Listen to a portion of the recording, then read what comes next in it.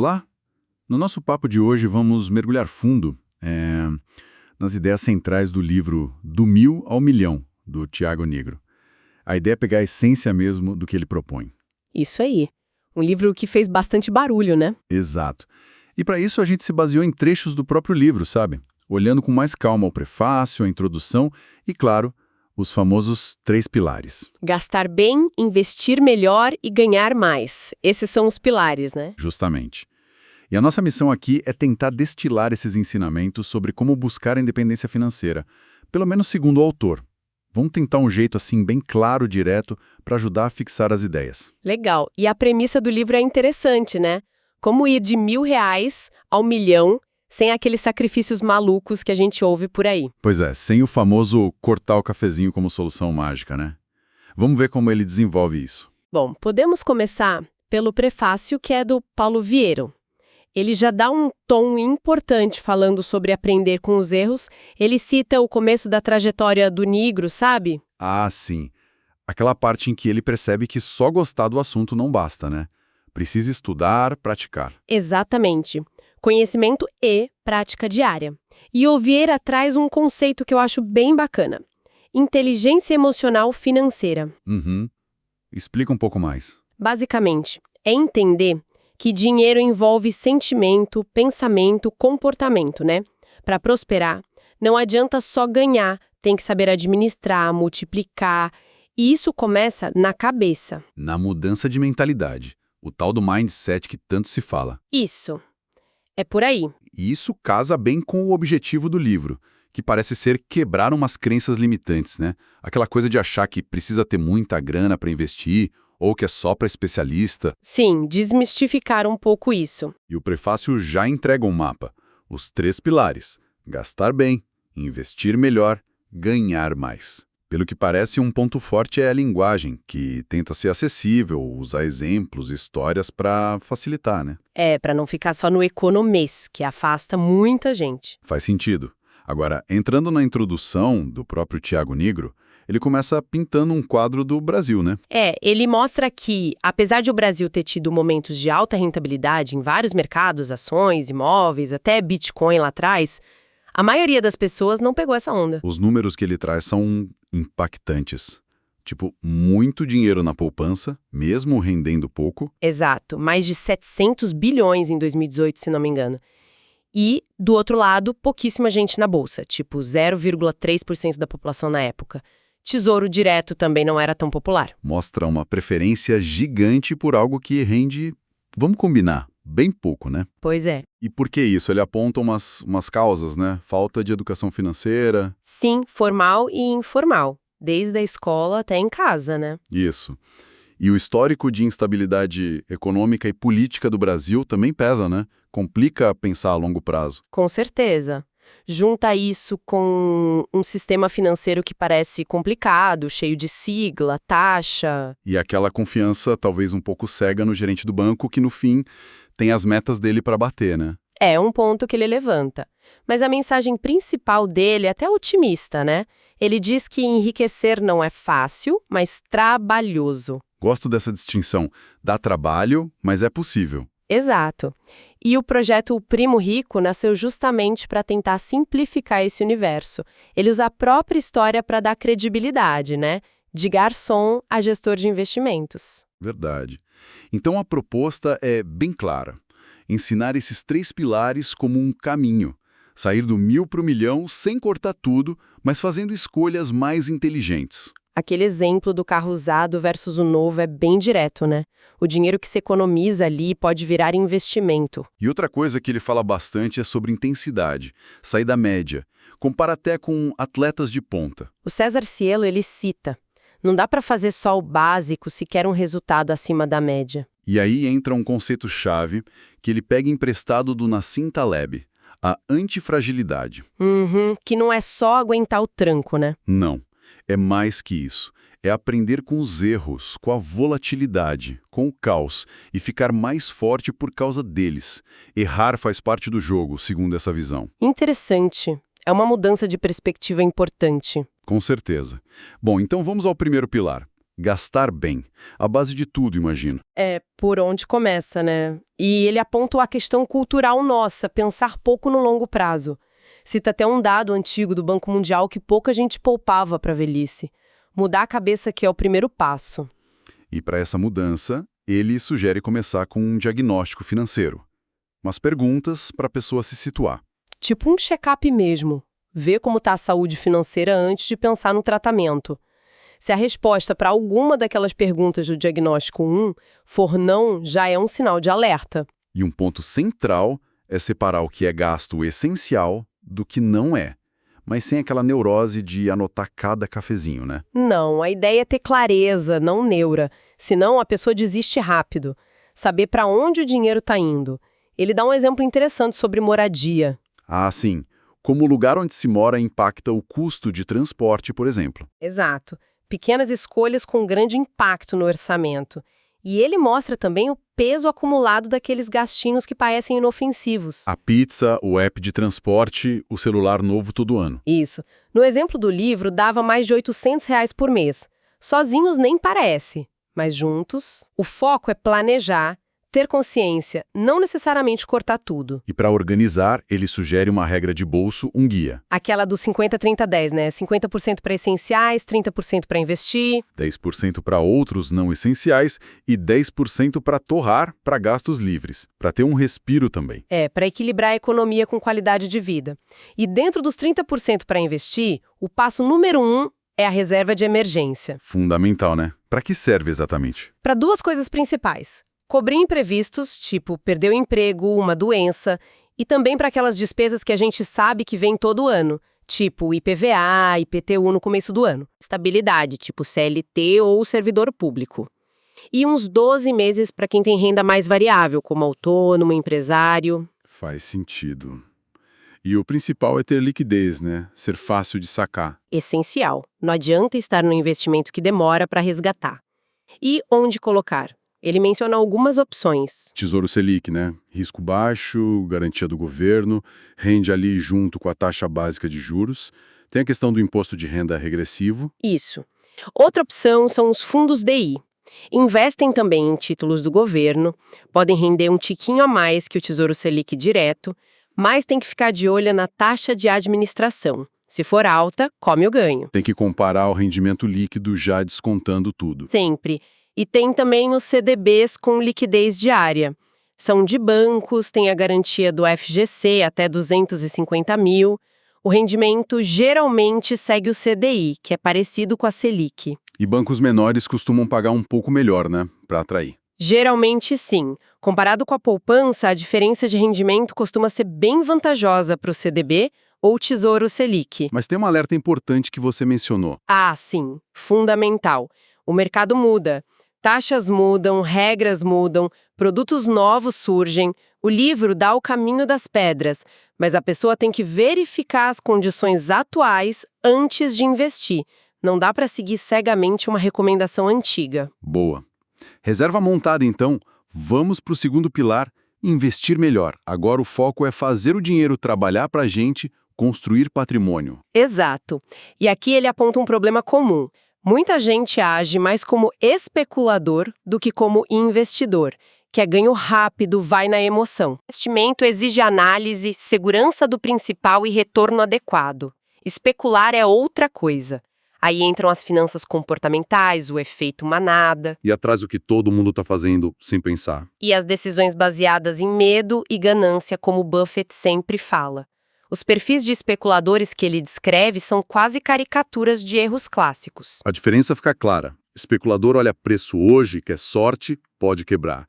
Investidor olha a qualidade da empresa, o futuro, busca segurança e retorno justo.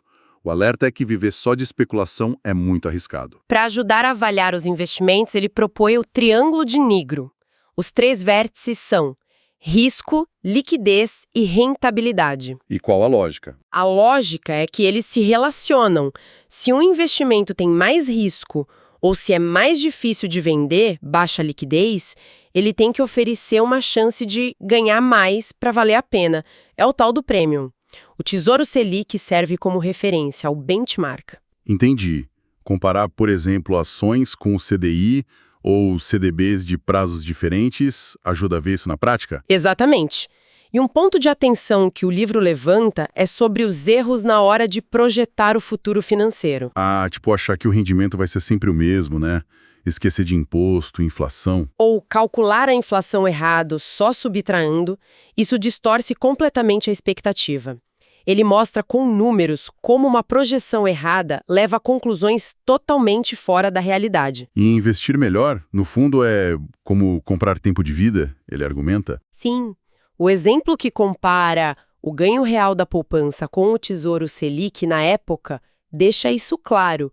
Um rendimento maior, mesmo que pareça pouco a mais, acelera muito a chegada nos objetivos. E com a tendência de juros mais baixos, que o livro já previa, investir melhor fica ainda mais crucial, né? Para ter um bom retorno, precisa de mais conhecimento ou aceitar um pouco mais de risco. Sem dúvida, não dá mais para ter ganhos altos só ficando no básico e seguro. E tem a questão do acesso, né? Contas com mais dinheiro geralmente têm acesso a produtos melhores. Verdade.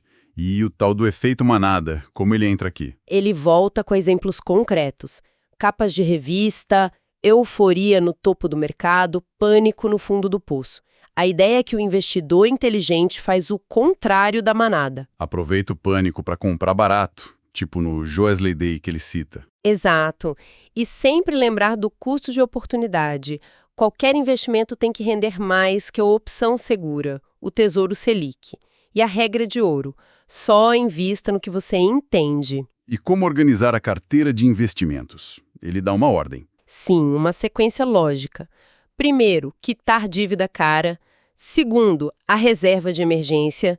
Terceiro, investimentos para objetivos de médio prazo, casar, viajar, comprar imóvel, usando coisas seguras e líquidas, como CDBs, LCIs, LCAs. E só depois pensar no longo prazo para construir riqueza mesmo. Isso. Aí entram ações, fundos imobiliários, etc. O livro detalha alguns desses investimentos, né? Tesouro direto. Sim, fala do Selic, IPCA, pré-fixado, os riscos de cada um e explica a tal da marcação a mercado, que é a chance de ganhar mais ou perder se vender antes do vencimento, dependendo dos juros. Em ações, ele reforça a diferença entre investir a longo prazo, olhando a empresa, e especular. Cita os grandes investidores. Fala de alguns indicadores para analisar, ROE, PL, dividend yield, mas o importante é entender o que eles significam sobre a empresa. E alerta para os custos e impostos. Fundos imobiliários FIIs aparecem como um jeito mais fácil de investir em imóveis, né? Receber aluguel, diversificar. Isso. Ele explica os tipos principais, tijolo, papel e o que olhar. Gestor, diversificação do fundo, se os imóveis estão alugados, vacância, de onde vem o rendimento e se é fácil vender as cotas depois. E crédito privado. Aí entram debêntures de empresas, mais risco, sem FGC, CDBs de bancos, com FGC, e LCI e LCA de imóveis e agro, isentas de R, com FGC. A comparação entre CDB e LCI é útil para ver quando a isenção vale a pena. Fundos multimercado também são mencionados. Sim, aqueles com gestão profissional, que podem investir em várias coisas. O ponto é analisar o objetivo do fundo, as taxas, fugir das altas. O gestor, a estratégia, o risco e o histórico de rendimento comparado ao CDI. E ter cuidado com alguns riscos específicos. E criptomoedas. São mencionadas Bitcoin, blockchain, mas o alerta é claro. Risco altíssimo. Volatilidade, regulação incerta, segurança. O livro trata mais como especulação mesmo. Para gerenciar tudo isso, a dica é manter simples, né? Simplicidade. Não ter um monte de ativos, talvez uns 10 no máximo. E uma dica prática legal, anotar o motivo de ter comprado cada ativo. Ajuda a não vender na hora errada por impulso. Boa. E a antifragilidade volta aqui nos investimentos. Volta sim. Ele diferencia risco sistêmico, o de mercado, que afeta todo mundo, do não sistêmico, de uma empresa específica, que dá para reduzir diversificando.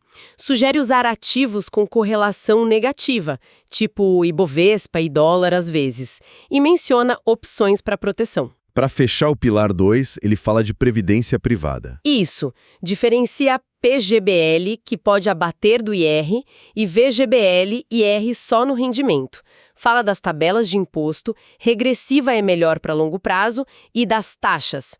Buscar as mais baixas, fugir de carregamento e saída e, claro, analisar o gestor e o rendimento. Ufa, bastante informação nesse segundo pilar. É o coração do investimento mesmo. E agora, o terceiro, ganhar mais. O foco muda para a nossa renda do trabalho, né? Exato. E aqui ele toca num ponto delicado, a diferença entre esforço e mérito. O livro argumenta que o mercado paga por resultado, por valor gerado, não só pelo quanto a pessoa se esforça. Os exemplos da produtividade Brasil versus Alemanha ou salários de professores ilustram isso. Pois é. Daí a importância do que ele chama de personal branding, a marca pessoal. Que seria... Entender seus diferenciais, como os outros te percebem e construir ativamente uma imagem de valor. Fugir daquele estereótipo do reclamão ou do pidão. O Nigro até usa exemplos pessoais. Tem um conceito interessante também, ocupar espaços vazios. Sim, a ideia é não ficar só no básico, a zona de conforto, nem fazer o que não deve, a zona proibida. É agir na zona opcional. Ter iniciativa, ser proativo, pegar responsabilidades que mostrem seu potencial, mesmo que não peçam. Isso leva à construção de autoridade, né? Mas não a do cargo. Não, a autoridade que vem do respeito pela sua competência. Os passos seriam dominar sua área, ganhar autonomia, ajudar os outros, ser mentor, ser reconhecido por isso. Essa autoridade, segundo ele, abre portas para ganhar mais. E tem dicas práticas para pedir aumento? Tem sim. O foco deve ser no valor que você entrega, nos resultados para a empresa, não no seu esforço ou nas suas necessidades. Pesquisar o mercado, preparar argumentos com dados, antecipar as respostas e encarar como um diálogo. Faz sentido. E a provocação, não se venda por hora. É a ideia de buscar remuneração por desempenho, por resultado, não só um salário fixo. Isso daria mais flexibilidade, alinharia o foco no valor e potencialmente abriria espaço para outras fontes de renda. Mas, claro, precisa de acordo e de entrega. Sobre encontrar o emprego dos sonhos. Ele parte da alta insatisfação no trabalho? Sim, e sugere alinhar paixão, habilidades e o que o mercado precisa. Definir o que é importante para você, flexibilidade, autonomia, e planejar a busca ou a transição com cuidado. E um ponto fundamental: salário não é tudo. Crucial. Ele mostra que os mais ricos geram renda principalmente de capital, de negócios, não de salário. Isso reforça a importância de buscar múltiplas fontes de renda. O empreendedorismo é visto como um caminho forte para isso. E empreender não precisa ser algo gigante logo de cara, né? De jeito nenhum. Pode ser usar suas habilidades para dar consultoria, aulas, vender algo que você faz bem, ou se associar a quem tem ideias, monetizar o tempo livre. Encontrar um propósito nisso tudo ajuda muito, como na história do próprio Nigro. A trajetória dele é usada para fechar com algumas lições, né? Sim, um resumo dos aprendizados dele. Buscar desafios, ver oportunidades onde ninguém vê, entender risco-compensa, pensar em escala, organizar processos, ler muito, confiar nas pessoas certas, ter um grupo de apoio, a mente mestra do Napoleão Hill e um propósito maior. Então, para amarrar tudo, os 3 pilares do milhão ao milhão são esses: gastar bem, controle, planejamento, reserva. Investir melhor com conhecimento e estratégia, disciplina, olhando o longo prazo. E ganhar mais, focando em resultado, valor, autoridade e buscando diversificar as fontes de renda. É isso. Exatamente. Acho que a mensagem principal que fica é que a independência financeira é sim uma meta alcançável. Dá trabalho, exige estudo, disciplina e principalmente uma mudança de mentalidade para sair da média. Com certeza. Não é uma fórmula mágica, mas um caminho que exige ação. Os princípios que a gente conversou aqui dão um roteiro bem prático para quem quer organizar as finanças e ir atrás dos objetivos. Sim, com clareza e aplicabilidade, que parece ser o foco do livro. E para terminar com uma provocação, pensando nesse terceiro pilar, o ganhar mais, e na ideia de ocupar espaços vazios, que espaço vazio, seja pessoal ou profissional, cada pessoa que nos ouve poderia começar a ocupar agora para gerar mais valor e, quem sabe, dar um gás no próprio crescimento, aplicando essa ideia. Ótima reflexão para fechar. Fica aí o pensamento. Terminamos nossa análise por aqui.